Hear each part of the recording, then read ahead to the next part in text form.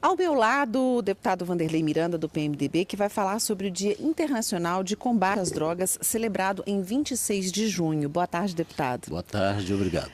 Bom, segundo a ONU, a Organização das Nações Unidas, cerca de 5% da população mundial entre 15 e 64 anos usa drogas ilícitas. O senhor, deputado, já esteve à frente, inclusive, da comissão aqui da Casa de Combate ao Uso de Crack e outras drogas. O que o senhor acredita hoje que são os principais problemas relacionados a esse consumo de droga?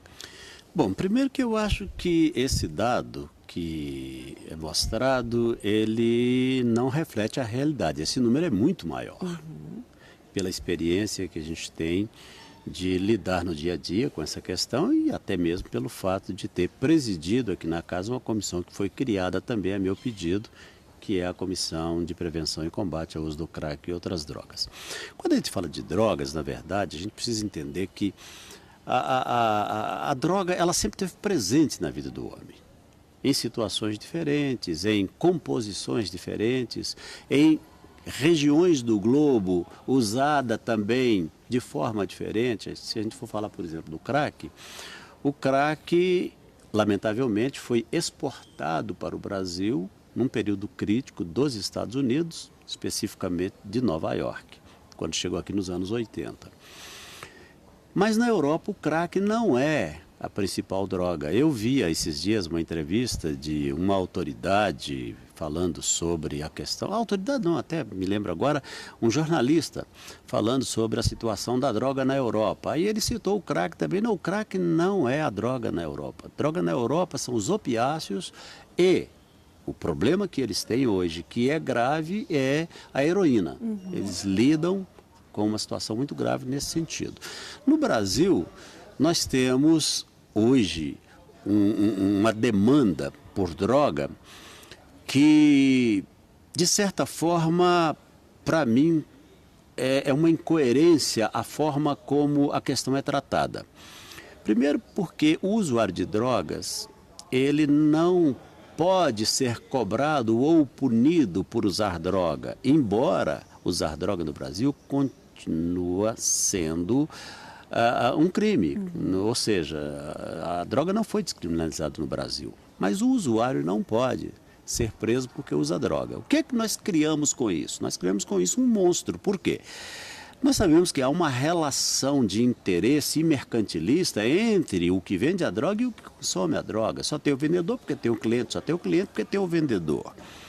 Aí o que acontece? Nós esbarramos numa esquizofrenia desse paternalismo que nós temos com o usuário de drogas. Por quê? O usuário não pode ser preso porque usa drogas, mas se ele roubar um objeto seu celular, qualquer coisa que seja, e trocar pela droga, pelo roubo daquele objeto ele vai preso. Mas ele roubou foi para comprar a droga, não importa. Ele vai preso por aquilo. E com isso nós temos hoje um número muito grande de pessoas presas por causa da droga, mas não exatamente porque estava usando a droga, porque cometeu um delito, cometeu um crime pelo qual ela foi condenada e que hoje, lamentavelmente, ajuda a engrossar aí essa massa carcerária que nós temos.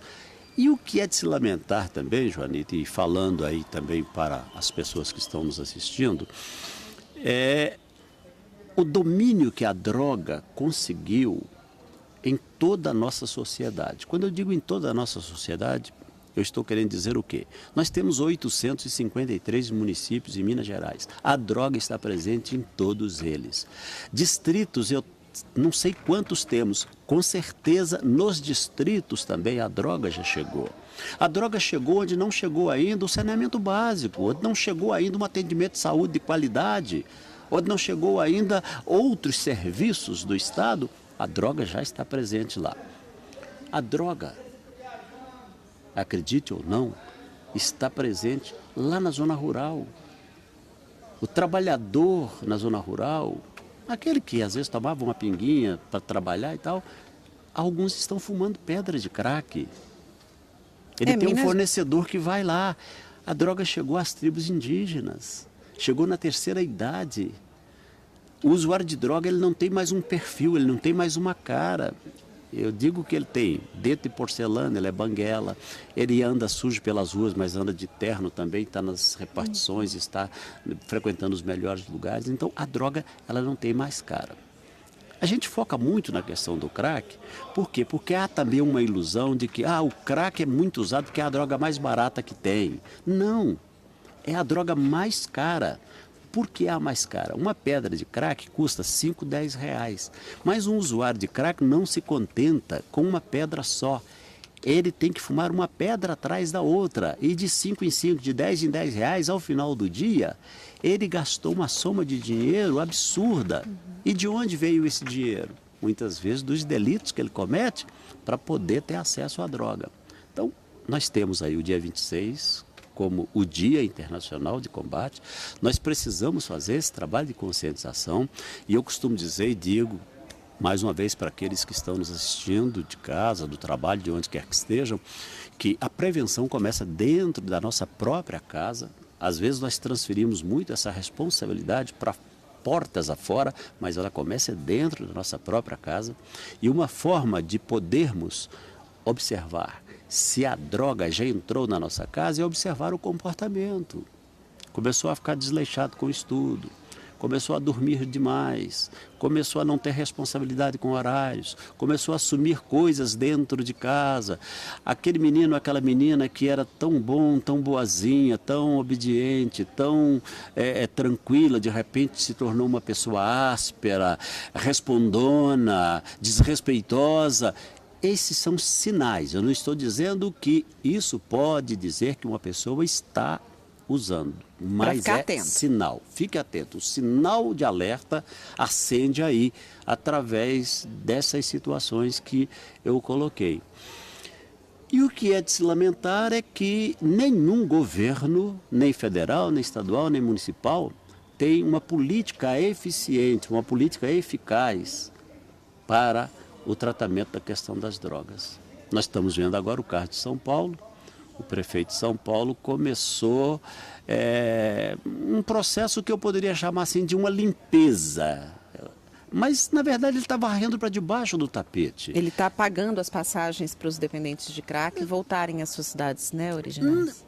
Vai resolver? Ou seja, ele vai deixar de fumar crack na capital e vai... Não, mas não é só isso, não. Uhum. Não é só... A ação dele envolve mais coisas. Mas ele deixa de fumar o crack na capital e vai fumar lá no interior. Se ele for para o interior, ele vai fumar onde tiver. Ou ele vai cheirar cocaína, vai usar a maconha. Bom, ele vai usar, vai continuar. A questão é trabalhar para que a pessoa deixe essa dependência. Qual que é a importância das comunidades terapêuticas nesse sentido? Demais, é muito grande, muito grande. Aliás, bem ou mal, são elas que ainda produzem algum resultado eficaz e positivo. Por quê? Porque elas tratam a questão na raiz, ou seja, elas trabalham para tirar a pessoa desse inferno que ela entrou nele. As comunidades terapêuticas têm sido satanizadas, muitas vezes. Elas têm sido perseguidas, muitas vezes, mas na experiência que eu tenho de anos trabalhando essa questão, e não é somente do tempo em que eu exerço o mandato, estou na vida pública, muito antes disso, já estava trabalhando essa questão, como pastor que sou na Igreja Batista da Lagoinha, e a igreja está em frente a uma grande comunidade, que é a Pedreira Prado Lopes, onde nós temos 2 frentes de trabalho, e já há muito tempo eu lido com a situação, e sei da importância que as comunidades terapêuticas têm no processo de acolher essa pessoa e devolvê-la para a sua família, para a sociedade, enfim, de forma tranquila e sem mais a dependência. Voltando só para finalizar o raciocínio em cima daquela situação de São Paulo. O prefeito criou lá também os containers, onde a pessoa vai poder tomar banho, onde a pessoa vai poder dormir. É uma forma de alguma forma de dar à pessoa um mínimo de dignidade, no sentido de não deixá-la na rua, mas não está tratando a questão da dependência. Nós precisamos botar o machado na raiz do problema. Entendeu? Alguns países, por exemplo, são tomados como modelo porque criaram regiões de consumo e criaram espaços parecidos com hotéis, onde a pessoa vai, ela pode dormir lá, pode tomar o banho, pode se drogar lá. Ou seja, ela deixa de se drogar na rua e vai se drogar num lugar fechado. Resolveu o problema? Não resolveu, continua se drogando.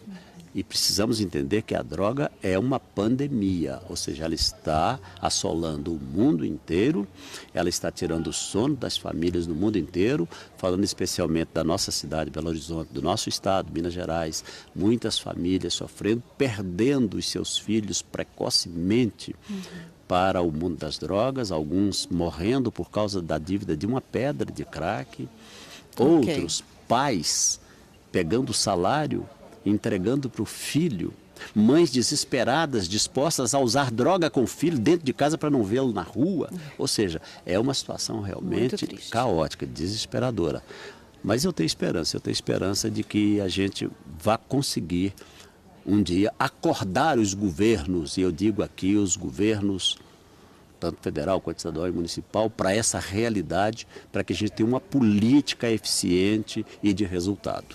Ok, então, deputado, muito obrigada pelas suas contribuições. Dia 26 de junho, então, né, o dia que se comemora, serve como um alerta aí para a gente falar mais um pouquinho também sobre esse assunto com o senhor. Muito obrigada. Obrigado a você, obrigado a vocês.